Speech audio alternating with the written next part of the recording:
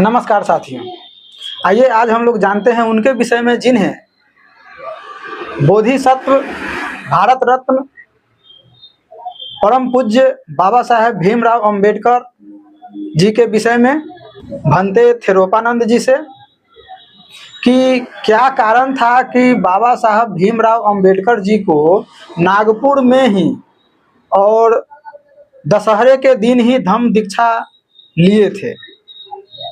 आखिर इसके पीछे क्या है रहस्य। नमस्कार भंते जी, आप हमारे दर्शक को बताएं कि क्या कारण था कि बोधिसत्व परम पूज्य बाबा साहेब भीमराव अंबेडकर जी ने नागपुर में ही और दशहरे के दिन ही धम्म दीक्षा लिए थे। मैं भिक्षु थेरोपानंद,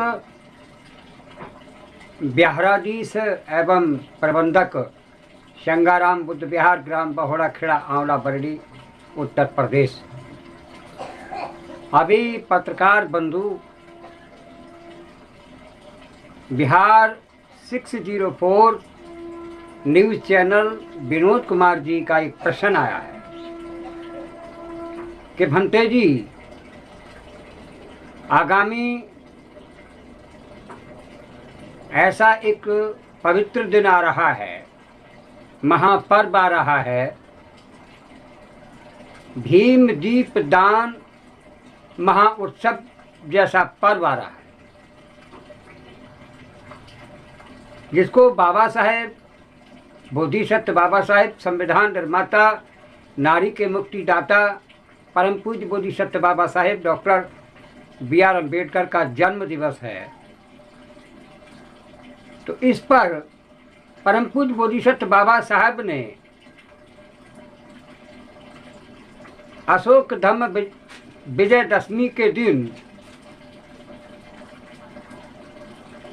5 लाख लोगों के साथ 5 देश के बौद्ध धर्म के धम्म गुरु,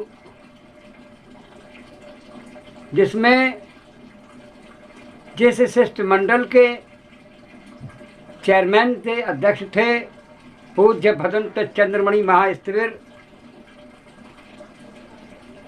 और उन्होंने बुद्ध धम्म की दीक्षा नागपुर में ही क्यों ली और दशहरा के दिन ही क्यों ली। 2 विषय हैं। तो इस विषय पर चर्चा जरूर करूंगा और मैं कहूँगा, सबसे पहले तो पत्रकार बंधु आपके चैनल को, आपको बहुत बहुत साधुवाद और अपने श्रोतागणों के जीवन की मंगल कामनाएं करता हूं। आगामी 14 अप्रैल 2024 का पवित्र महापर्व धम्म भीम दिवाली महाउत्सव का कार्यक्रम, दिवस का कार्यक्रम, पवित्र दिन आ रहा है, जिसको भीम मिलन के नाम से भी कार्यक्रम चलते हैं। और एक ऐसा बाबा साहेब डॉक्टर B.R. अम्बेडकर ऐसा महामानव रहा है जिसकी 1 साल तक जयंती मनाई जाती है। ऐसे महामानव जिसको पूरी दुनिया में भीम दिवाली के रूप में, बाबा साहेब के जन्मदिन के रूप में मनाते हैं। तो मैं उसी सब्जेक्ट पर जा रहा हूं कि परम पूज्य बोधिसत्व बाबा साहब ने दीक्षा लेने के लिए नागपुर ही क्यों चुना। इसका एक रहस्य है, नागपुर ही क्यों चुना, इसके विषय में मैं बताऊंगा। पत्रकार बंधु, ब्राह्मण संस्कृति से पहले हमारे यहाँ पर एक संस्कृति हुआ करती थी जिसका नाम था सवर्ण संस्कृति। उसके बाद में यहाँ पर आर्य आए तो इन्होंने अपनी बनाई ब्राह्मण संस्कृति। और सवर्ण संस्कृति की जननी जो है भाषा थी वो थी ब्राह्मी लिपि। ब्राह्मी लिपि का जन्म पाली में हुआ।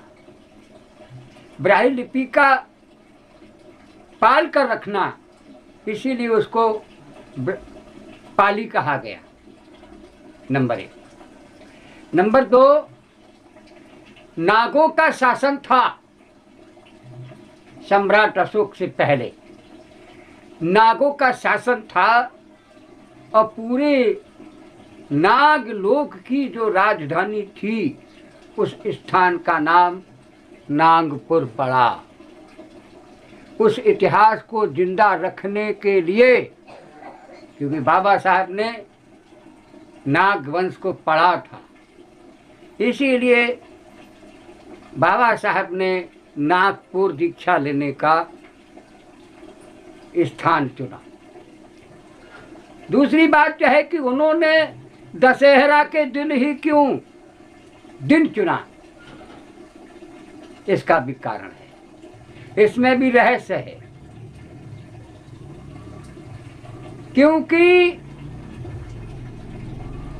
हमारे भारत में जिस समय ब्राह्मण संस्कृति चरम सीमा पर थी, मैं आलोचना नहीं कर रहा हूं, सामंतवादी तानाशाही लोगों की सामंतवाद चरम सीमा पे था। सामंतवादी लोगों ने हमारे वंश के सम्राट बृहदत्त मौर्य को मारा। किसने मारा? चीन देश से एक भगोड़ा आया था जिसका नाम था पुष्यमित्र शुंग। चीन में बगावत की तो वहां से भाग कर आया और यहाँ के जो शासक थे वो प्रियदर्शी सम्राट अशोक के पोते थे जिनका नाम था बृहदत्त। बृहदत्त से निवेदन किया गया कि हमें शरण दे लो। बृहदत्त ने उनकी बात नहीं मानी। ये आर्या लोगों ने के साथ में महिलाएं थी और एक महिला की शादी राजा को सौंप दी। जब वो पत्नी बना ली राजा ने, क्योंकि जो बुद्ध के तीसरे शील का उल्लंघन करता है उसे सजा मिलती है, उसे सजा मिलती है। राजा ने तीसरे शील का उल्लंघन किया, शादी की, और शादी करने के बाद में उसी पुष्यमित्र शुंग ने धोखे से छल बल से मार दिया। 10 राजाओं का कत्ल किया, 10वां राजा बृहदत्त था। तो इसीलिए दशहरा और दशहरा इसीलिए रखा गया कि 10 राजाओं का हनन करना। इसीलिए बोधिसत्व बाबा साहब ने उस घटना को याद में रखते हुए दीक्षा लेने का दिन दशहरा रखा, कुंवार का दशहरा। इन लोगों ने उस घटना को मिटाने के लिए राम रावण नाम की एक काल्पनिक कथा कहानी लिखी और पुष्यमित्र शुंग के जो दरबारी गुरु था जिसका नाम वाल्मीकि कहा जाता है, वो उसका नाम वाल्मीकि नहीं था। वाल्मीकि का अर्थ है, बाल कहते बालू को, मीक कहते दीवाल को, बालू की दीवाल। तो बालू की दीवाल जैसी इनका काल्पनिक धर्म है। तो दशहरा का अर्थ यही है और इसीलिए बोधिसत्व बाबा साहब ने 14 अक्टूबर 1956 को दशहरा के दिन 5 लाख लोगों के बीच में बुद्ध के धम्म को स्वीकारा और बुद्ध के धम्म को स्वीकारने के बाद में बौद्ध बनाया। इसीलिए कि हमारे देश में न्याय, बंधुत्व, भाईचारा पैदा हो, हमारे देश में समानता पैदा हो, हमारे देश में मानवता पैदा हो, इंसानियत पैदा हो। इन्हीं शब्दों के साथ में सबके जीवन की मंगल कामनाएं करता हूँ। आपका मंगल हो, कल्याण हो, साधु। यह वीडियो आप लोगों को कैसी लगी कृपया अपना अपना राय कमेंट बॉक्स में कमेंट अवश्य करें एवं वीडियो अच्छी लगी हो तो कृपया वीडियो को लाइक एवं ज़्यादा से ज़्यादा शेयर करें तथा चैनल पर नए हैं तो चैनल को सब्सक्राइब एवं घंटी के बटन को दबाना न भूलें। धन्यवाद।